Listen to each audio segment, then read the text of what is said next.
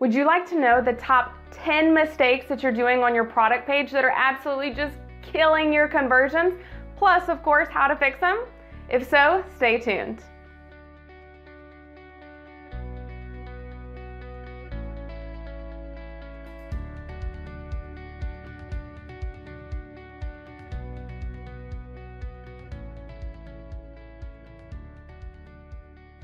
Hi, I'm Elle McCann from Curious Themes Web Development Studio in Nashville, Tennessee, and I've been a Shopify expert for over 5 years now.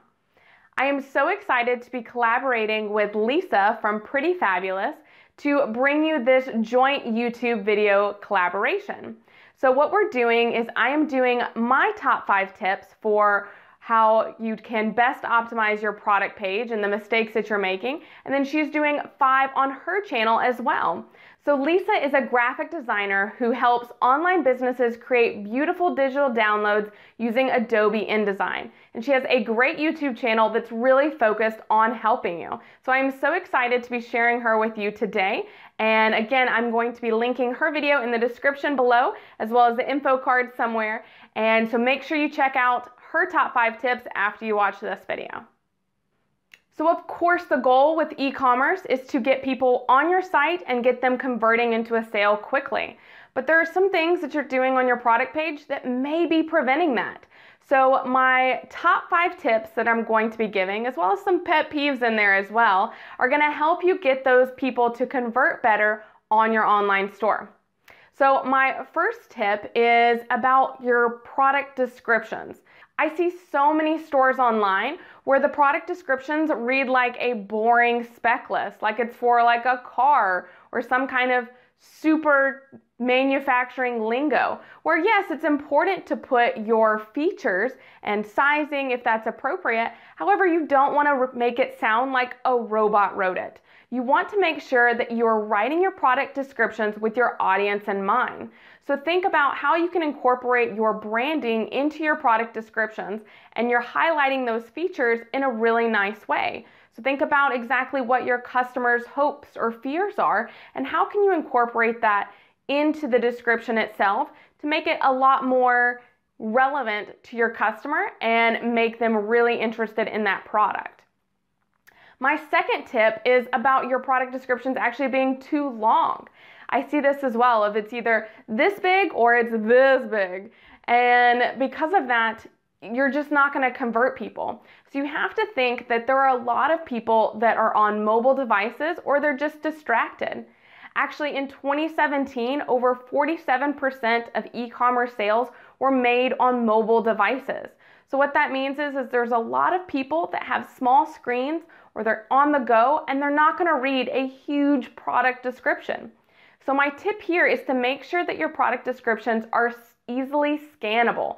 So you want to have some bullet points, you want to have your paragraphs a lot shorter instead of these huge long paragraphs. So that way, if someone is on the go, they can quickly scan your descriptions to make sure that the product is going to be relevant for them. And that way they're not stuck there reading this huge thing that they're probably just going to click off of. My third tip is that your product photos just aren't good quality. I see this so many times, especially if you are drop shipping products, of bringing in the drop shipping products, and it's great that they already allow you to use their product images that they have on their site. However, a lot of times the images aren't really nice, or they're not lifestyle images, or they're super small. So whenever you put them on your site, they turn out being super pixelated. You have to think about it in the sense of this is your customers or potential customers' first interaction with this product. So having really great photography is going to sell them or detract them. So you want to make sure that you have great product photography. And this is easily done by just ordering the products if you're drop shipping them and getting your phone out and taking great photos with them. There's so many smartphones that have really nice lenses and produce really great quality photos. So just slap on a white backdrop and take some really nice close-up photos. My tip also here as well is to make sure that you have a product zoom enabled on your site.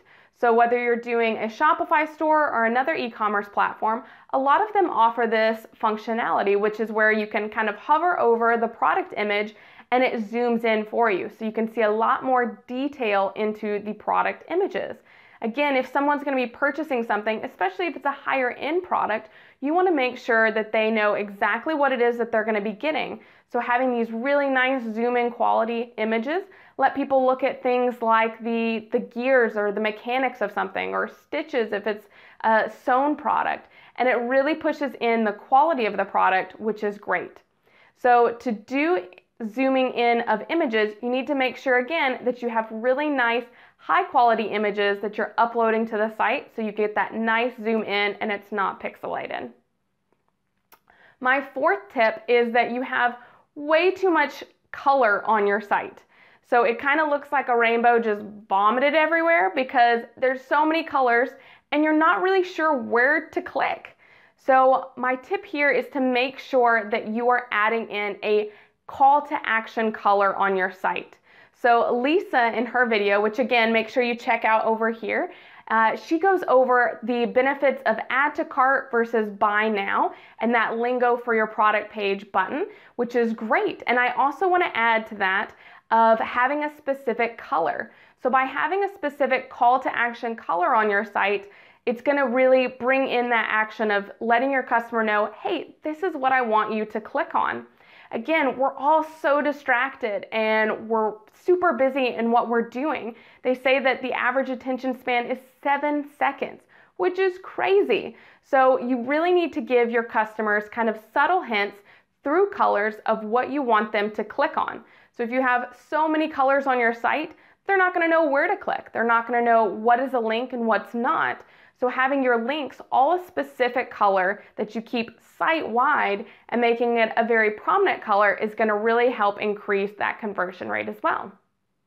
My fifth and final mistake that I wanted to highlight of what you're doing wrong on your product page is that there's no social proof. So if you think about it, whenever you go on Facebook now, how many times do you see people that are your friends asking for recommendations of restaurants to go to or businesses to visit or places to travel to?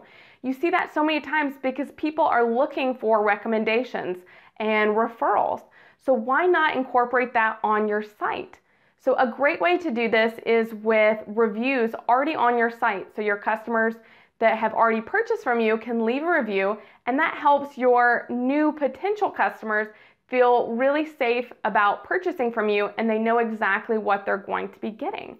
So there are a lot of great testimonial apps in the Shopify App Store, if that's going to be your platform, that let you add in that functionality on your site, and also some of them let you automatically email them after their product's been shipped out to ask for that review.